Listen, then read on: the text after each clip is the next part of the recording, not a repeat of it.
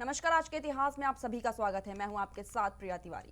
इतिहास में हर दिन बहुत महत्वपूर्ण है। अगर इतिहास में पीछे पलटकर देखते हैं तो हर दिन कुछ विशेष घटना घटती है जिसने अपना दर्जा इतिहास में अंकित कर दिया है। 17 मई यानी आज के दिन भी इतिहास में किस तरह महत्वपूर्ण घटनाएं घटी होंगी, जानते हैं उनके बारे में और साथ ही आज के दिन जन्मे खास व्यक्तियों के बारे में बात करेंगे और उनकी भी जो दुनिया से इस दिन विदा होकर चले गए। तो चलिए चलते हैं आज के इतिहास के सफर पर, जिसमें सबसे पहले हम बात करेंगे विश्व दूरसंचार दिवस के बारे में। आज ही के दिन पूरा विश्व दूरसंचार दिवस मना रहा है। तो चलिए जानते हैं विश्व दूरसंचार दिवस के बारे में।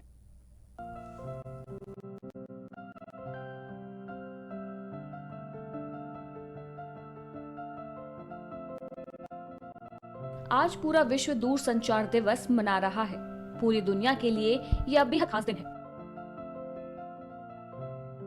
2005 में संयुक्त राष्ट्र महासभा में विश्व सूचना दिवस के तौर पर घोषणा की गई थी। पहली बार इसे 1969 में मनाया गया था। World telecommunication and information society day यानी कि विश्व दूरसंचार और सूचना समाज दिवस को मनाने का मुख्य कारण यह है कि हम सब अब तक के उन परिवर्तनों को भली भांति समझ सके जो इस क्षेत्र में हुए हैं और इनसे हमारी जिंदगी कितनी प्रभावित हुई है। इस बार दुनिया 51वां विश्व दूरसंचार दिवस मनाने जा रही है। विश्व दूरसंचार दिवस के मौके पर संयुक्त राष्ट्र महासचिव एंटोनियो गुटेरेस ने कहा कि इस समय दुनिया कोरोना वायरस के कहर से परेशान है और इसके खिलाफ लड़ाई में प्रौद्योगिक उन्नति एक प्रमुख हथियार है। इस मौके पर उन्होंने कहा कि आज का दिन हमें यह याद दिलाता है कि कोविड-19 को हराने और 2030 तक सतत विकास के लक्ष्य को पाने में डिजिटल प्रौद्योगिकी का बहुत अधिक महत्व है। आज ही के दिन पहली बार international telegraph convention and coincides का आयोजन किया गया था और इसी वजह से यूनाइटेड नेशन ने 17 मई को विश्व दूरसंचार दिवस के तौर पर मनाने का फैसला लिया।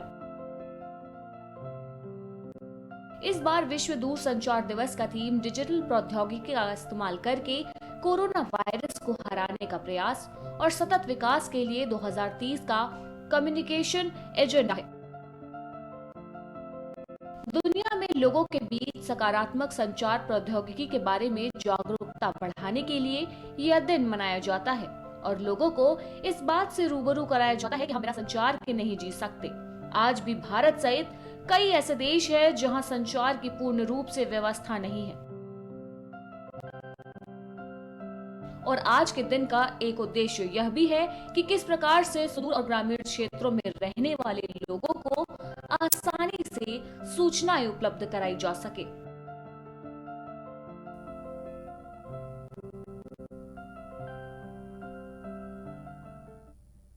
तो अभी हमने विश्व दूरसंचार दिवस के बारे में जानकारी ली। अब इस कड़ी में हम बात करेंगे इम्यूनोलॉजी के पिता के नाम से पहचान बनाने वाले एडवर्ड जेनर के बारे में। चेचक के टीके के आविष्कारक एडवर्ड जेनर का जन्म आज ही के दिन हुआ था। तो चलिए जानते हैं एडवर्ड जेनर के बारे में।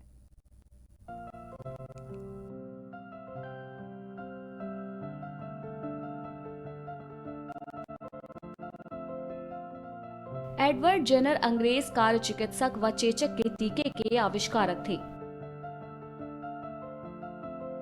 जेनर को अक्सर इम्यूनोलॉजी का पिता भी कहा जाता है और उनके काम को किसी अन्य मानव के काम से ज्यादा जिंदगी बचाने वाला कहा जाता है। वह रॉयल सोसाइटी के सदस्य थे। वह कोयल के बच्चों की परजीविता का वर्णन करने वाले पहले व्यक्ति थे। 2002 में जेनर को बीबीसी की 100 महानतम ब्रिटेन्स की सूची में भी नामित किया गया था। इनका जन्म आज ही के दिन 17 मई सन 1749 को बर्कले में हुआ। उट्टन में प्रारंभिक शिक्षा प्राप्त करने के उपरांत ये सन 1770 में लंदन चले गए और सन 1792 में एड्रियट्स कॉलेज में एमडी की उपाधि प्राप्त की। अपने अध्ययन काल में ही उन्होंने कैप्टन कुक की समुद्री यात्रा से प्राप्त प्राणी शास्त्रीय नमूनों को व्यवस्थित किया। सन 1775 में इन्होंने सिद्ध किया कि गोमसूरी में 2 विभिन्न प्रकार की बीमारियां सम्मिलित हैं, जिनमें से केवल एक चेचक से रक्षा करती है। इन्होंने यह भी निश्चित किया कि गोमसूरी, चेचक और घोड़े के पैर की ग्रीज नामक बीमारियां अनुषंगी हैं। सन 1798 में उन्होंने चेचक के टीके के कारणों और प्रभावों पर एक निबंध भी प्रकाशित किया। काउपॉक्स को इन्होंने वेरियाली वैक्सोन का नाम दिया और इस तकनीक को वैक्सीनेशन एंड वैक्सीन का नाम दिया।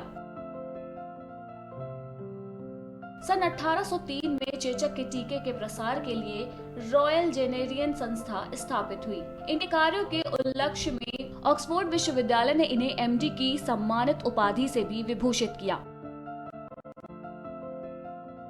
सन 1822 में कुछ रोगों में कृत्रिम विस्फोटन का प्रभाव पर भी निबंध इन्होंने प्रकाशित किया और दूसरे वर्ष रॉयल सोसाइटी में पक्षी प्रवाजन पर निबंध लिखा। 26 जनवरी 1823 के बर्कले में इनका निधन हो गया।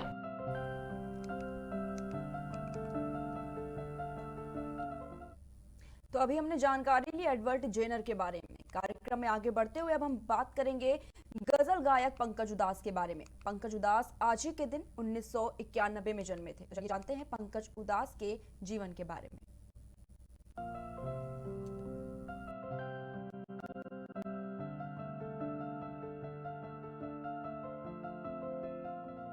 पंकज उदास चारण भारत के एक गजल गायक हैं।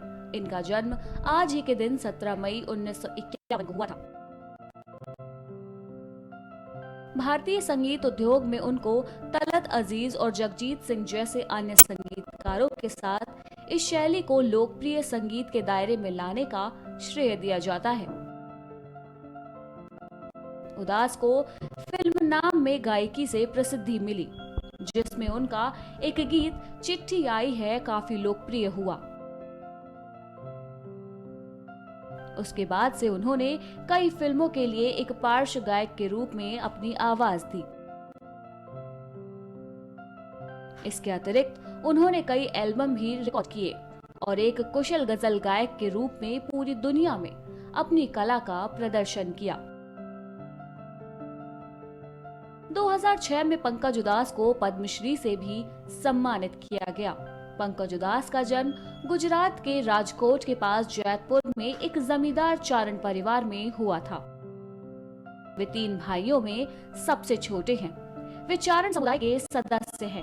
उनके पिता का नाम केशु भाई उदास चारण और माता का नाम जीतूबेन उदास चारण है। उनके सबसे बड़े भाई मनहर उदास ने बॉलीवुड में हिंदी पार्श्व गायक के रूप में कुछ सफलता प्राप्त की थी। उनके दूसरे बड़े भाई निर्मल उदास भी एक प्रसिद्ध गजल गायक हैं और तीनों भाइयों में से सबसे पहले गायकी का काम उन्होंने शुरू किया। उन्होंने सर बीपीटीआई भावन नगर से शिक्षा प्राप्त की। उसके बाद उनका परिवार मुंबई आ गया और पंकज ने वहां से सेंट जेवियर्स कॉलेज में पढ़ाई की।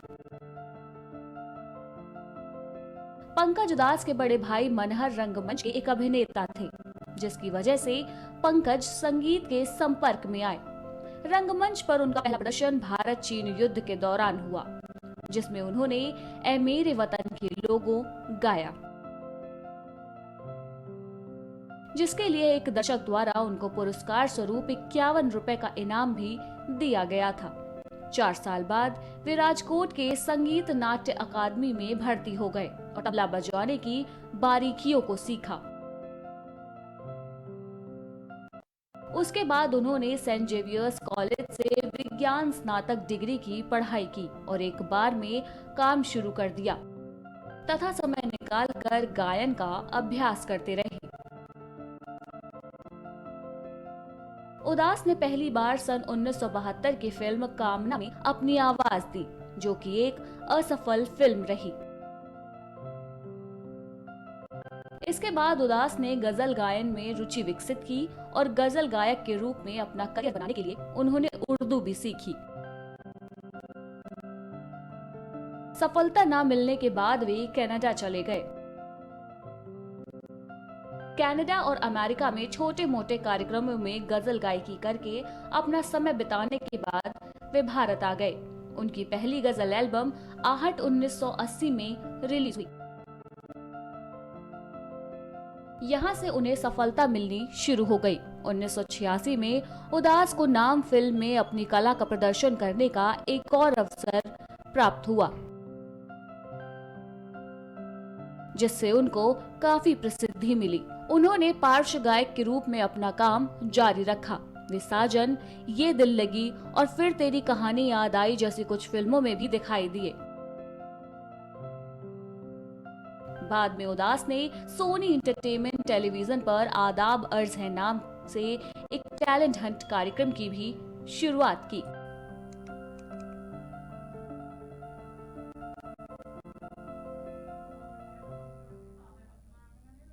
तो अभी आपने जाना पंकज उदास के जीवन के बारे में। अब हम जानेंगे पहली महिला एवरेस्ट क्लाइंबर जुनको ताबेई के बारे में। जुनको ताबेई के जन्म आज ही के दिन जापान में हुआ था। तो चलिए जानते हैं जुनको ताबेई के बारे में।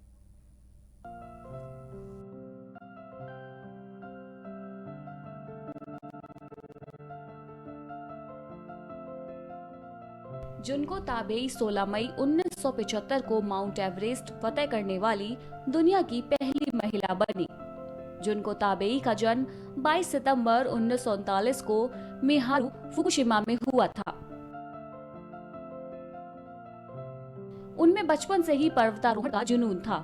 महज 10 साल की उम्र में उन्होंने पहली बार माउंट नासू के पास चढ़ाई की थी। उनके पिता का नाम मासानोबु ताबेई था। वह भी एक माउंट क्लाइंबर थे। जुनको को जापान में पर्वतारोहण को एक एडवेंचर के तौर पर पहचान दिलाई, जो उनकी भी एक पहचान बन गई। उन्होंने वहां लेडीज क्लाइंबिंग क्लब की भी शुरुआत की। इसकी शुरुआत 1969 में हुई। वह 7 भाई बहन थे और जुनको 5वें नंबर की थी। जुनको ने 16 मई 1975 को माउंट एवरेस्ट फतेह किया। 15 पर्वतारोही और 6 शेरपा के साथ जब उनकी टीम माउंट एवरेस्ट पर चढ़ाई कर रही थी, तभी 9000 फीट पर स्थित इन लोगों का बेस कैंप खतरनाक हिमस्खलन की चपेट में आ गया।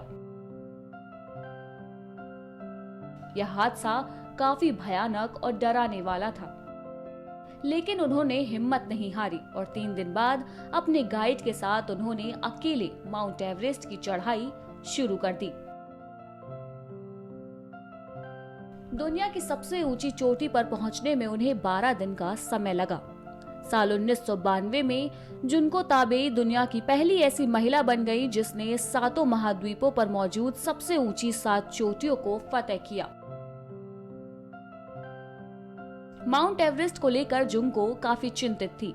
साल 2003 में एक इंटरव्यू में उन्होंने कहा था कि एवरेस्ट पर भीड़ काफी बढ़ गई है और उसे अब आराम की जरूरत है। जुनको ताबेई ने अपना पूरा जीवन 70 देशों में मौजूद पहाड़ों की अलग अलग चोटियों की चढ़ाई करने में बिताया। उन्होंने माउंट एवरेस्ट की चोटी को फतेह करने के बाद भी अपनी यात्रा जारी रखी और 70 से अधिक देशों के सबसे ऊंचे पर्वतों की चोटियों को भी फतेह कर इतिहास बनाया।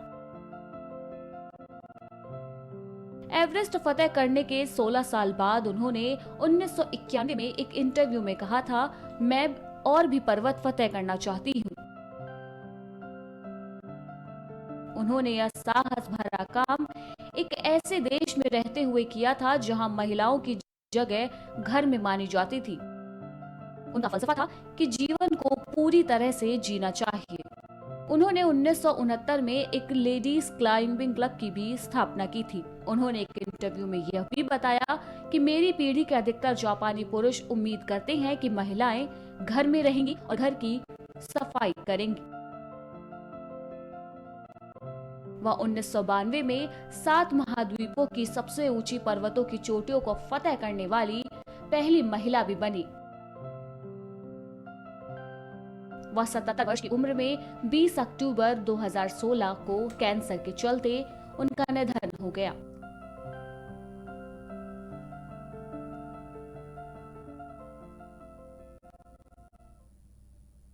तो आज के इतिहास में फिलहाल के लिए इतना ही। हम फिर हाजिर होंगे एक नए इतिहास के साथ। तब तक के लिए देखते रहें प्राइम टीवी।